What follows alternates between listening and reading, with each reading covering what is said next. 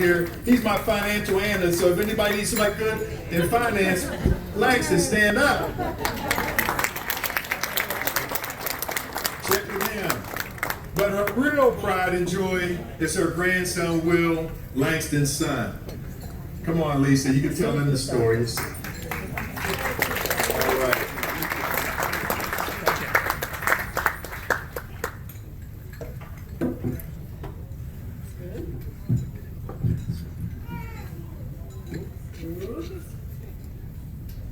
Hello, hello, hello, hello.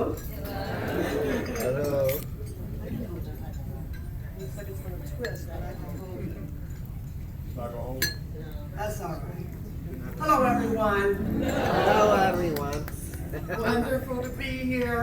Right on. As Tony takes his seat, let me offer condolences to Darlene Pettis, because I too live with a Cowboy fan. That son there, the financial advisor, is a staunch Eagle supporter.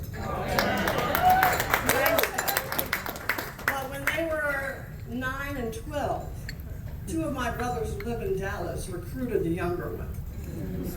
And I just sent him a picture of Tony with his tie, and he wants to know where he can get one. So when we go home tonight, it will be interesting. There will be the texting back and forth. I want to thank the Willow Grove branch of the NAACP for having me tonight. What a nice turnout on this soggy evening. I want to start, I guess, Tony talked about me being his homegirl. I was actually a little bit of an Army brat, and I was born in Washington, D.C. at Walter Reed Army Hospital. And my dad had to go back to finish his degree, and his father was a builder in Institute, West Virginia. So I call that home. Institute, unincorporated, about 2,500 people even today. It's also known, and this will have an interesting relation to the illness I would develop some 3 decades later. Also known as Chemical Valley. On one side of our home was Carbide chemical plant, and the other was DuPont. And we broke all sorts of records, and there were studies and things done. Remember the incident in Bhopal, India? Thousands died, or maimed and injured. That plant produced MIC, methyl isocyanate, a pesticide. Who knows what else it was mixed with? The only other plant that produces, manufactures, and stores methyl isocyanate was in Institute, West Virginia, at Carbide.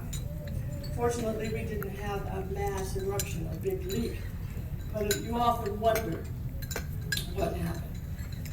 Anyway, I loved Institute, West Virginia. As Tony mentioned, that's where my passion developed for writing, and I used to produce plays in the 3rd grade and cast my classmates in them, and I would always put myself in the leading role.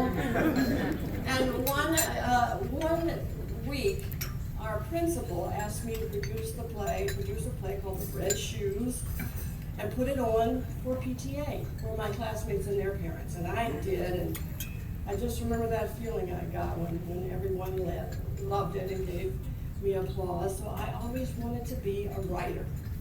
Took me to Dunbar High School in Dunbar, West Virginia, and on to Marshall University. We had a historical black college that was right next door to me, West Virginia State. Today it's West Virginia State University, but I didn't want to go there because I would walk across the street and go to class. And I wanted that college experience. Happened to win the journalism award to go to Marshall. It was an interesting time because I entered Marshall right after that horrible plane crash that took all of our football players. I had just gotten to meet those young men. And it did set a pall over the campus, but it also united us, especially the black students. It gave us purpose and meaning, and they were productive years. I remember that grant for that scholarship I got running out around the second semester of my freshman year, and I needed a job. For about 3 months one summer, I worked at the Owens Glass Factory until an upperclassman friend told me about a position for a weather girl at the local CBS affiliate, WTBF. I thought that was interesting. I wasn't sure I wanted to do that, but I needed a job. I wanted to stay in school. And so I went down to an audition, and one thing I remember was nothing like what our meteorologists are today. I simply had to know the 50 states. I had to know the low pressure system, the high pressure system, and I had to look sort of cute as I pointed to them. And I did that. I was weekend weather girl. None of us were weather persons, none of us were meteorologists. I did that until my senior year. And during my senior year, I realized what a good position I was in. I was in the right place at the right time. The FCC, the Federal Communications Commission, was cracking down on television stations across the country to hire more women and to hire minorities. I was a double minority, and I had about 14 offers. I narrowed it down to Pensacola, Florida, Louisville, Kentucky, and Oklahoma City. When I went to visit Kentucky, there was a tall, very friendly and nice-looking blonde woman there who I chatted with and had lunch and discussed things with. Her name was Diane Sawyer. She was a weather girl too. But I didn't choose Louisville. I chose Oklahoma City. It was pretty far away. My mother, though, had a friend in nearby Norman, Oklahoma, that I could go have a hot meal with, or if I could call on if I needed. And I will tell you this, I really did not like Oklahoma, but I learned the nuts and bolts of television news. Back then, we paired up and went to cover the news, and they gave me a CP16, they gave Dave Smith and I a CP16 camera in the news van, and I would shoot his story. I'd heave that 11-pound camera on my shoulder, and I would shoot his story. Then he would in turn shoot my story. We'd jump back in the van, head back to the station, retreat to a small closet-sized room called an editing room, and we would literally splice and glue our respective film for air that night. Put our own voice to it. There were no unions. We did it all, and it would become invaluable later in my career. I was there about 8 months, and I got a call from Nashville, Tennessee. Went to Nashville thinking, boy, wouldn't this be nice? I was in the 37th market in Oklahoma City, and I was going to be heading to the 33rd market. So I thought that was a nice little jump. I called Boss Johnson, my former GM in West Virginia, for advice. He said, oh yes, take that, that's going to be good. They were the station I was interviewing at was the first station to have the capability to go live around the country. So I remember it like it was yesterday.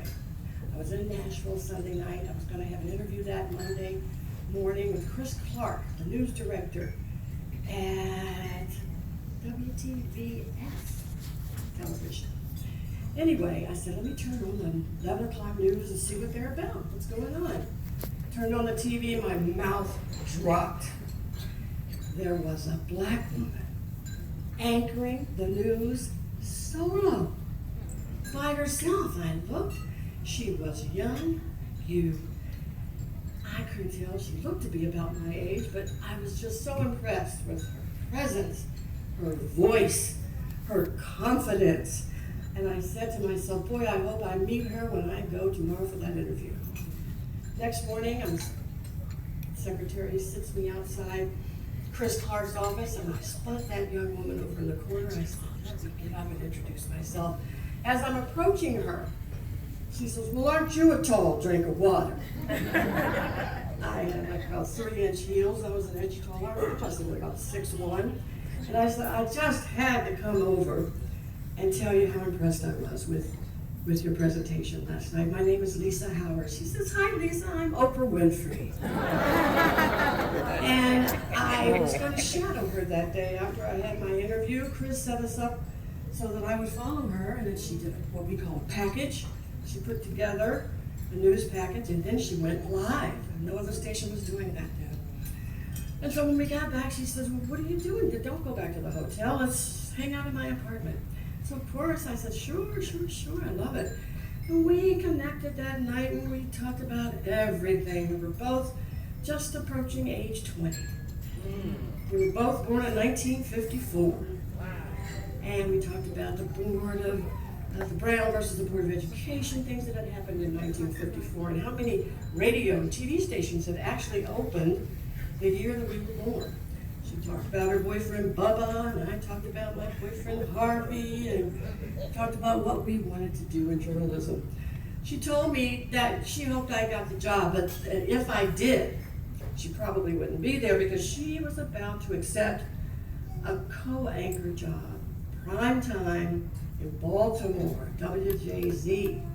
Sure enough, I got the job. When I came, she had left, and she was a big deal in Baltimore. We stayed in touch over the years. I, on the other hand, fell in love with Nashville. My mother had gone to Fisk, and there was Meharry, good-looking doctors, and single, and the culture, the Grand Ole Opera, everything. I just loved it. So I was an education reporter for the 2.5 years I was there. 1977. A man named Joe Hunter from Philadelphia apparently watched one of my specials that I had done and called me and said, how would you like to work in Philly? I never thought about Philly, didn't know much about Philly, but when I called Boz that night, he said, are you kidding me? He said, you're in the 33rd market, remember? Philly is number 4. I said, oh, wow. So he wanted me to go up for a co-anchor job at noon. I'd never anchored before, but I was game. So I went up and I auditioned and I went back and I waited a little while for an answer. He called and said, look, they really want you. They'd love to have you, but there is one condition. You're Lisa Howard. We have Mark Howard. We don't want to confuse our audience. Would you change your name? I said, yes, sure. So I changed my name to Thomas, and I came to Philly in 1978, and I tried my hand at co-anchoring the news. Now, the first 6 months, you probably don't know this, but they were really rough here, at least on my side of the camera. You guys were great. Philly really welcomed me. And I was very fortunate to have been paired up with a man named Jim O'Brien. And he just took me under his wing and sort of protected me because station management didn't like my hair. It was too thick and too long and too curly. And they didn't like my Appalachian twang. They got me a voice coach from Temple. Remember her name, Julia Wing. Some of the best advice I ever got. Breathe from your diaphragm.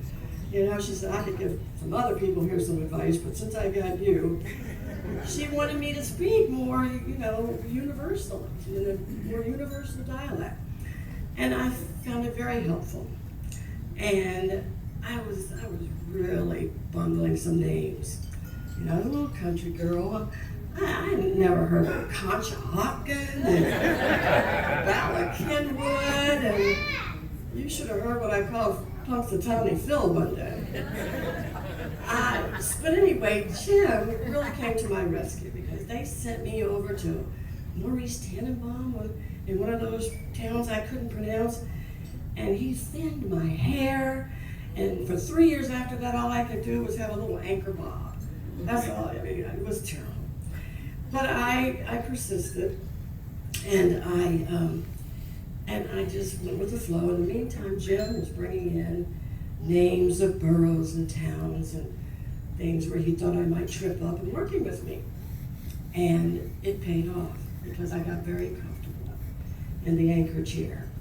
And we were a great team and just appreciated so much. And of course, 1983, 5 years in, and we all may know where we were when Jim died in that horrible skydiving accident. It was like losing a member of your family. And everybody was speculating what will happen to the ratings and what will happen to this, and nothing happened to the ratings. And we just continued on with the legacy that Jim would have made Jim proud.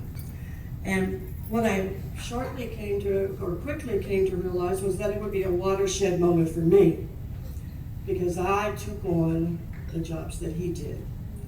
I became a co-anchor with Mark Howard, and I started hosting the Thanksgiving Day Parade and the 4th of July Parade and many other duties. And they were the best times of my life. For the next 20-some years, life was idyllic. I met a man and one of those doctors from Philly and got married and had 2 wonderful sons, and life was just idyllic. I was at the top of my career in the best of health, and I would take my sons to school, and I was working out with a trainer. And one day in September 2001, I noticed some strange feelings in my legs and feet. So a big part of this story is about overcoming obstacles and dealing with what you least expect happening in your life. Those tingling sensations turned into sharp pains, feeling like knives were being stabbed in your lower extremities. And my husband, being a doctor, said, you need to go see an ENG. You need a nerve conduction study. I went. They determined that I had lost 33% of the strength in my feet, ankles, and legs. We didn't know why. He sent me to one of his mentors and former teachers at Jefferson, where he graduated. And this man, I will never forget him, he's just recently passed unexpectedly, Dr. Edgar Kenton. He happened to be at that time chief of neurology at Lincoln Hospital. And he put me through 5 or 6 tests in the morning. By afternoon, he said, you have, in my opinion, a very rare condition, a plasma cell dyscrasia disorder called Poems syndrome. My husband had never heard of it. He admitted that he had only seen 5 cases in his career. But it was, what do you call it? I'm going to have to reach out here a minute. What do you call it when each letter stands for? Acronym, thank you. P for polyneuropathy, O for organomegaly, enlarged organs, E, the endocrine system. I would later develop hypothyroidism. M was the big one, where it usually started. Gamopathy. I think it was mammogamopathy. Anyway, it was close. It was the blood. Most of you who are healthy have between 250 and 400 platelets in your body. I had 1.4 million. And skin. I had 3 of the 5 symptoms. Skin changes. My hue, color of my skin had turned a strange gray bluish color. So, not only did Dr. Kenton acknowledge that he'd only seen 5 cases, he didn't consider himself an expert, but he was leaving to go to medical research at Morehouse in Atlanta. So he referred me to another hematologist and another specialist who should be able to tell me more about poems at Johns Hopkins Medical Center in Baltimore. I went to these 2 doctors, and they put their heads together after about 2 months and decided, nah, I don't have poems. I have something called CIDP, which was an autoimmune disease, chronic inflammatory demyelinating polyneuropathy. They treated me for the next 2.5 years for that with steroids, prednisone, and a blood cleansing treatment called plasmapheresis, which wasn't very comfortable at all. And why did I do that for 2.5 years? Because if you know anyone or have ever been treated with steroids, you know sometimes you feel great and you're getting better and you're improving and you're strong. Sometimes you don't. And the plasmapheresis was very confusing. And we were talking to Dr. Clinton, and Edward was giving us advice, and he had hooked us up with a 3rd and 4th doctor who was still leaning toward that mysterious poems syndrome.